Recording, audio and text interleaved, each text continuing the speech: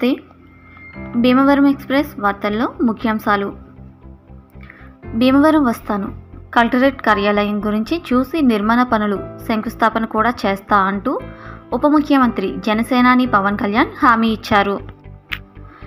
విశాఖపట్నంలో 2 రోజులు నిర్వహించిన సేనతో జనసేనాని కార్యక్రమానికి హాజరైన భీమవరం ఎమ్మెల్యే పులపర్తి అంజిబాబు ప్రధానంగా కలెక్టరేట్ తరలింపు అంశానికి సంబంధించిన వివరాలన్నీ పవన్ కళ్యాణ్కు వివరించారు.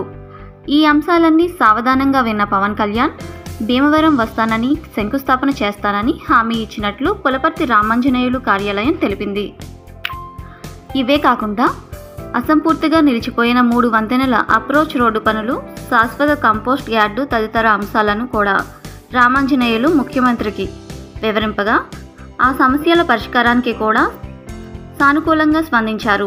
ఇటీవల క్రికెట్ జట్టు మేనేజర్గా ఎంపికైన పులపర్తి రామాంజనేయులు కుమారుడు ప్రశాంత్ను కూడా పవన్ కళ్యాణ్ స్వయంగా అభినందించారు.